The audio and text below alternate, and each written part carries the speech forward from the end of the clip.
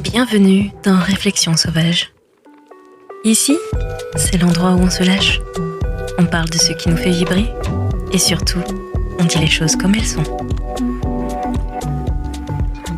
Je suis Andy et ensemble, on va explorer la vie sans filtre, les relations, le self-love et toutes ces petites réflexions qui nous rendent plus fortes. Installe-toi confortablement, prends un café, un thé ou un verre de vin et prépare-toi à des discussions 100% vraies, pleines de rire et de réflexion. Allez, c'est parti. Réflexion sauvage, let's go.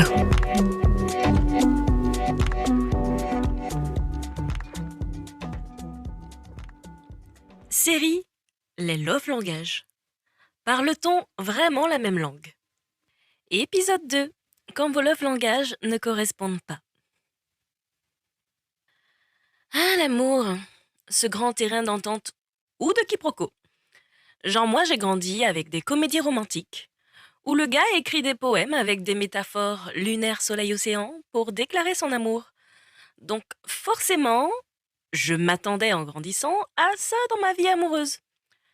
Sauf que mon mec, lui, il est plus du genre à me sortir la poubelle ou ramener mon dessert préféré sans rien dire, plutôt que de me réciter du Baudelaire. Oui, c'est mignon, mais bon.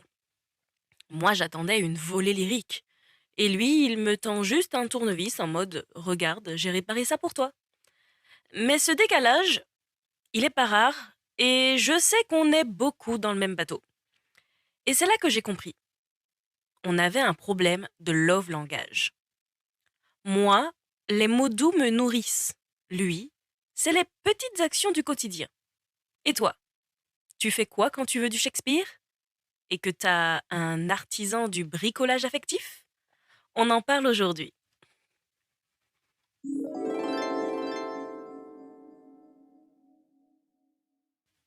Bon déjà, on se détend.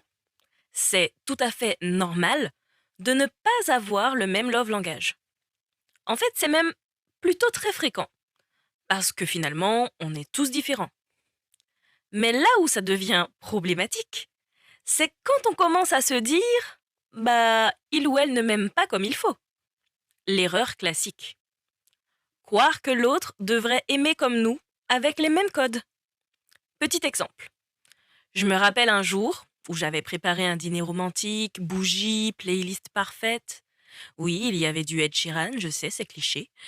Et lui, il arrive, voit tout ça, et au lieu de me dire « Waouh, c'est incroyable que t'aies fait tout ça pour nous », bah, il commence à nous servir et fait office de majordome avant même de s'asseoir. Et là, bim, mon cœur de romantique s'est ratatiné. J'ai pensé au fond de moi, mais il s'en fout de ce que j'ai fait? Alors qu'en réalité, c'était plutôt sa manière à lui de dire merci, j'apprécie vraiment et je vais t'aider en retour. Et c'est ça le piège des love langages. On regarde l'autre avec nos lunettes et on oublie qu'il porte peut-être un tout autre modèle. Alors comment on fait pour éviter ces malentendus? Déjà, je pense qu'il faut comprendre que ce n'est pas une compétition. Ce n'est pas mon love langage est meilleur que le tien. Il faut apprendre à décoder l'autre. Lui, il aime avec des gestes? Ok. Moi, je peux lui apprendre que parfois j'ai besoin d'entendre les mots et vice-versa.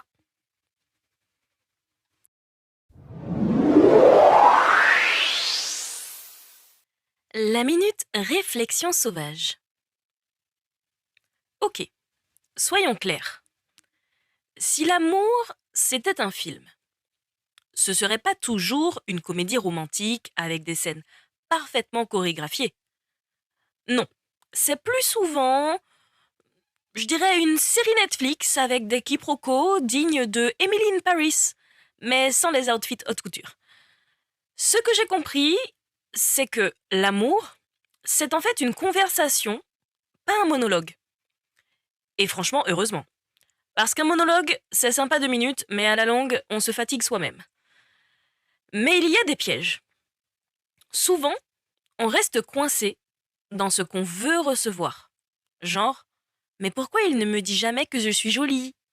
ou elle pourrait me montrer qu'elle m'apprécie avec autre chose que des mots.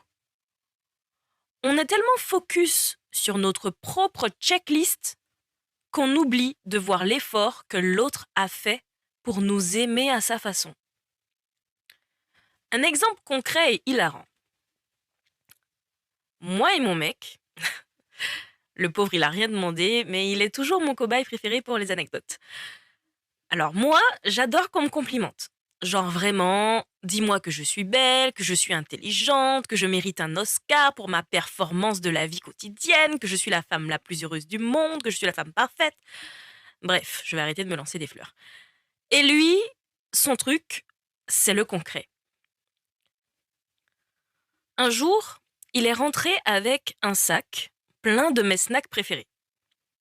Et moi, au lieu de fondre, j'ai râlé parce qu'il n'avait même pas remarqué que j'avais fait un effort pour m'habiller élégante pour lui. Erreur fatale. Parce qu'en vrai, ces petites chips qu'il a cherchées dans 3 magasins, c'était son poème à lui, finalement. Sa manière de me dire « je t'aime ». Et moi, qu'est-ce que je faisais? Je boudais parce que je voulais des mots, pas des chips. Vous trouvez ça ridicule, non? En fait, l'amour, c'est comme danser sur TikTok, avec quelqu'un qui ne connaît pas la chorégraphie. Au début, c'est un désastre. Il y en a un qui fait un dab, l'autre qui fait un shuffle. Mais si vous persistez, si vous apprenez à bouger en rythme avec l'autre, ça finit par devenir fluide. Et là, magie. Vous avez créé une danse qui vous ressemble, unique et pleine de vos propres vibes. Mais pour arriver à ce niveau-là, il faut 2 ingrédients clés. La curiosité et l'effort. Curiosité de demander « Ok, toi, c'est quoi ton truc pour te sentir aimé ?» Et l'effort de s'adapter un peu, juste assez pour que l'autre se sente vu et entendu. Et soyons honnêtes, est-ce qu'on n'est pas un peu adorable, nous les humains, à nous compliquer la vie comme ça pour de l'amour? On se trompe, on râle, on s'embrouille, mais tout ça pourquoi? Parce qu'on a envie d'aimer et d'être aimé finalement. C'est pas une preuve d'humanité ça? En vrai, toute cette maladresse, elle est touchante. C'est un peu comme assembler un meuble Ikea sans notice. T'as envie de balancer tout par la fenêtre, mais quand c'est fini et que ça tient debout, miracle, t'es méga fier de toi. Alors voilà ma réflexion sauvage. L'amour, c'est pas une langue unique qu'on apprend une fois pour toutes. C'est un dialecte mouvant qui évolue avec chaque personne qu'on rencontre. Et parfois, c'est une galère. Mais cette galère, c'est ce qui nous rend vivants. Parce que si c'était facile, ce serait quand même très chiant, non?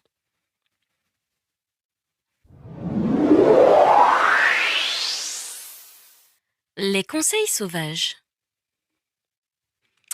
Allez, je vous donne mes petits tips pour gérer les love langages incompatibles. Premièrement, identifiez vos langages respectifs. Je pense qu'il faut prendre le temps de parler de ses besoins.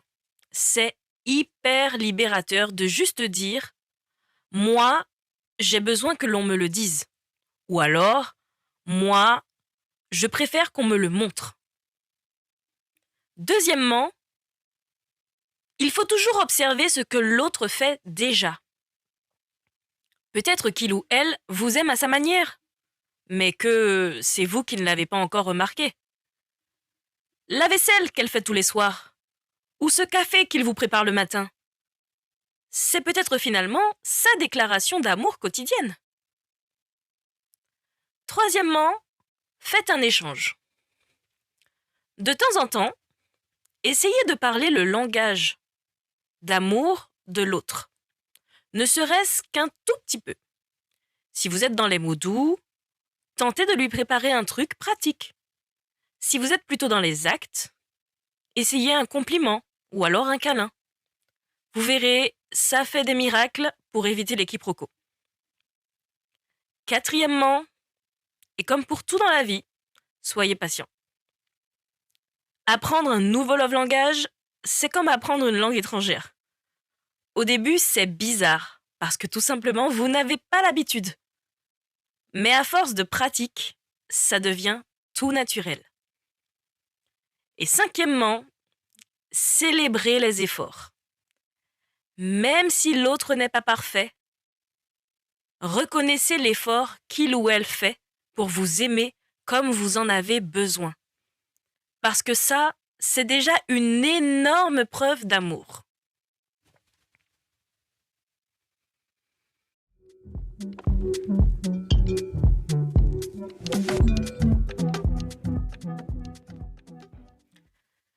Vous savez quoi? L'amour, selon moi, c'est un peu comme un karaoké dans une langue qu'on ne parle pas.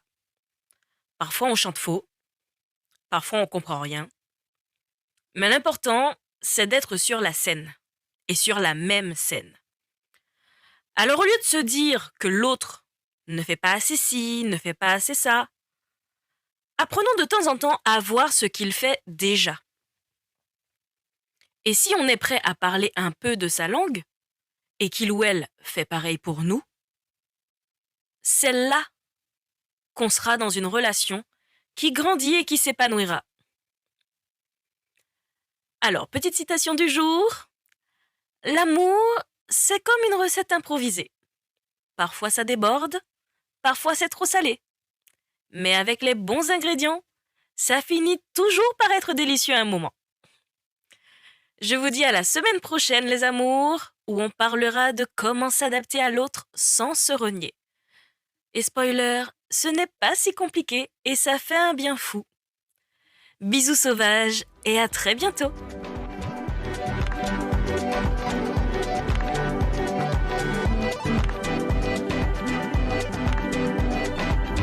Et voilà, c'est tout pour cet épisode de Réflexion sauvage. J'espère que ça t'a fait sourire, réfléchir et peut-être même un peu bousculer. Si tu as aimé, n'hésite pas à partager avec une amie, laisser un petit avis ou tout simplement en parler autour de toi. On se retrouve très vite pour une nouvelle dose de réflexion, de rire et d'authenticité. D'ici là, n'oublie pas, reste sauvage, reste vrai et surtout prends soin de toi.